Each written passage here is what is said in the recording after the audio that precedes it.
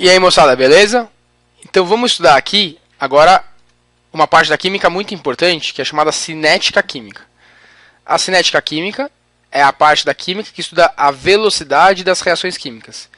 Esse termo velocidade às vezes também pode aparecer com o nome de rapidez. Então é a parte da química que estuda a rapidez com que as reações químicas ocorrem. Então é assim, numa reação química, a gente tem um reagente virando produto, ou um ou mais reagentes virando produtos, né? E aí, aqui está a quantidade, no eixo Y tem a quantidade dos participantes da reação, e aqui no eixo X o tempo. Então, de modo geral, conforme uma reação química vai ocorrendo, a quantidade de produtos vai aumentando, e a quantidade de reagente vai diminuindo. Porque a quantidade de produto vai aumentando, e a quantidade de reagente vai diminuindo. Porque o reagente vai sendo consumido no processo e o produto vai sendo formado. Certo? Então tá bom. Vamos ver um gráfico aqui. Então, vamos ver um gráfico não. Vamos ver uma tabelinha para estudar essa reação aqui. Dá uma olhada, ó. Vamos supor então que a gente tem a seguinte reação. 2 de H2 mais 1 de O2 formando água. Legal? E aí a gente tem a 10 mols de hidrogênio, a quantidade inicial, 10 mols de oxigênio. E no começo, como é o produto que vai ser formado, não tem nada de água. Certo? Então, os reagentes vão ser gastos, né? Então aqui vai ser gasta, e o produto vai ser formado na reação. Forma. Certo? Então aqui é 2 para 1, né? Então, se gastar esses 10 mols de hidrogênio, no final não vai ter nada.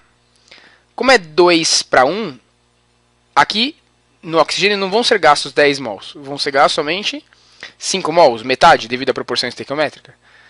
Então, no final, vão ter 5 mols de oxigênio ainda. 5 mol. E seguindo a proporção estequiométrica, como é 2 para 2, mesma proporção, forma 10 mol de água. Legal? Então, aqui, a gente tem a ocorrência dessa reação, uma tabelinha representando a reação de formação da água gasosa. Todo esse processo pode ocorrer num certo intervalo de tempo. Vamos supor que a reação ocorre num tempo de 2 segundos. Certo? É hipotético, né? Estamos estudando. Como que seria o gráfico que representa isso aqui? Então, olha lá. No final não tem nada de hidrogênio, partiu do 10. Aqui tem 10 de oxigênio, no final tem 5.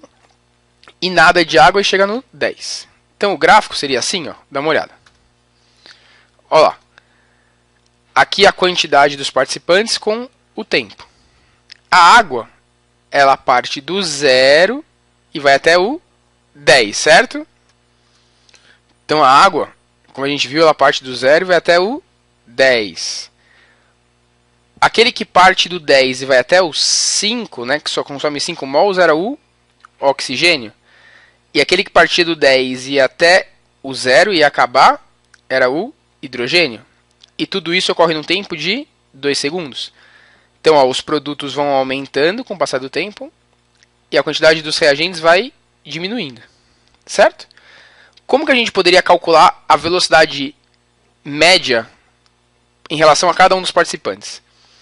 A velocidade média a gente calcula como o módulo da variação da quantidade do participante dividido pelo intervalo de tempo.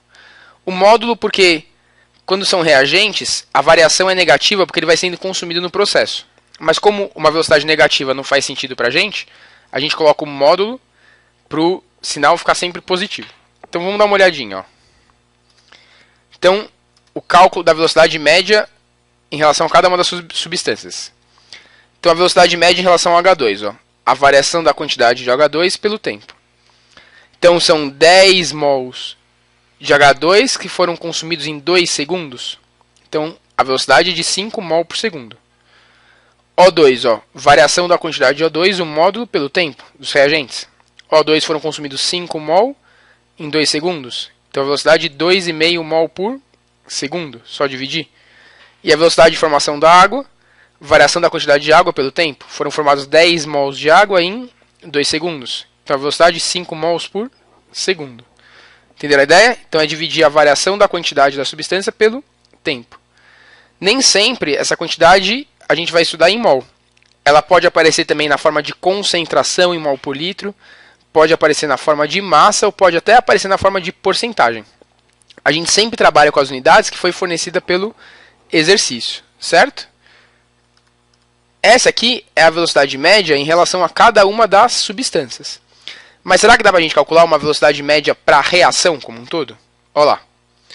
Como é que a gente calcula a velocidade média da reação?